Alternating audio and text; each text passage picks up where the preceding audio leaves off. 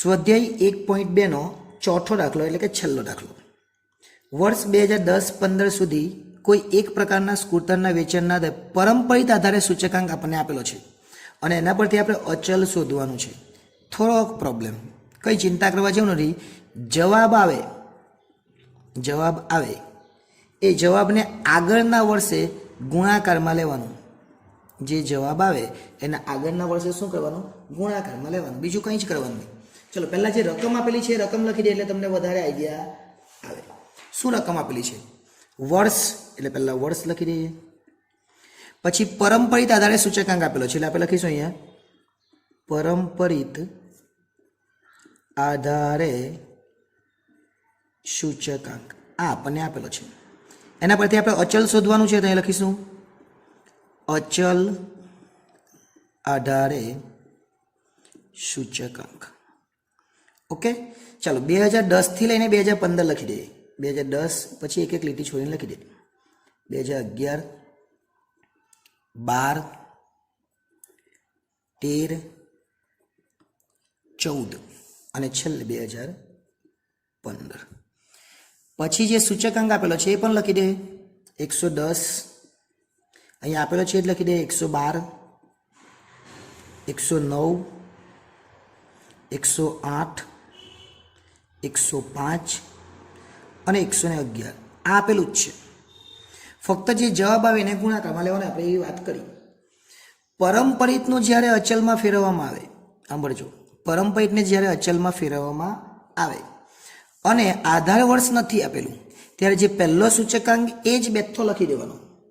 પહેલો સૂચકાંક એટલે 110 તો અહીં લખી દેવાનો 110, કેમ કે આપણને સૂચકાંકમાં તેનું વર્ષ આપવામાં આવ્યું નથી.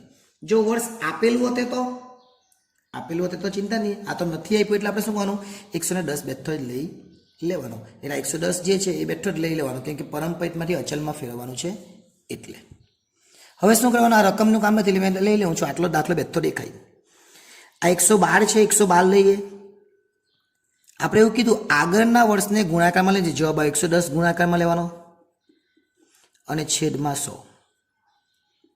ચાલો 112 ગુણ્યા 110, સોરી 112 છે ને, 112 ગુણ્યા 110, 112 આપેલો છે અહીંયા 110 તો 110 બેઠો લઈ લીધો.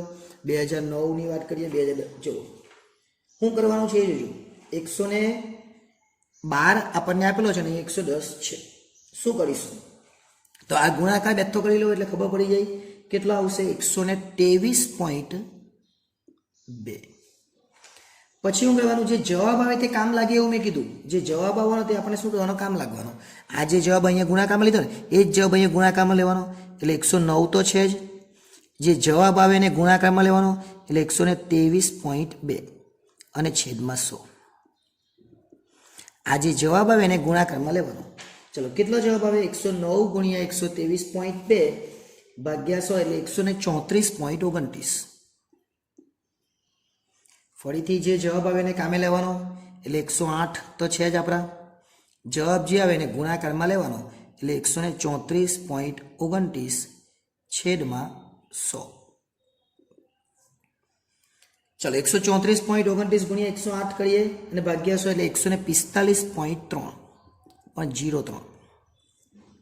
જે જવાબ આવે એને કામે લેવાનો એટલે 105 ગુણ્યા 145.03 અને છેદમાં કેટલા? 100. 105 ગુણ્યા 145.03 ભાગ્યા 100 એટલે 152.28 આવે. જે જવાબ આવે એને કામે લેવાનો, કેમ કે પરંપરિતમાંથી અચલ છે. અચલમાંથી પરંપરિત તો કોઈ ચિંતા જ નથી, તો નો પ્રોબ્લેમ. અત્યારે થોડીક પ્રોબ્લેમ, થોડીક એટલે જે જવાબ આવે તે સાચો આવવો જોઈએ એમ, બીજી કોઈ પ્રોબ્લેમ. જે જવાબ જ ખોટા આવે તો પછી આ બધું ખોટું આવે. ચાલો 111 ગુણ્યા 152.28 ભાગ્યા 100 એટલે 169.03. એકદમ ઇઝી દાખલો છે, પણ હવે સમજી લઈએ શું કરવાનું તે. આપણને આપેલું શું છે? પરંપરિત આધારે સૂચકાંક આપણને આપેલો છે. શોધવાનું શું છે? અચલ આધારે સૂચકાંક. પરંપરિત આપેલો છે અચલ શોધવાનો છે. એટલે પરંપરિતમાંથી જો અચલ શોધવાનું હોય તો થોડીક પ્રોબ્લેમ, એટલે જે જવાબ આવે એ જવાબને આગળના વર્ષે ગુણાકારમાં લેવું. આટલું યાદ રાખો, જવાબને આગળના વર્ષે ગુણાકારમાં લેવું.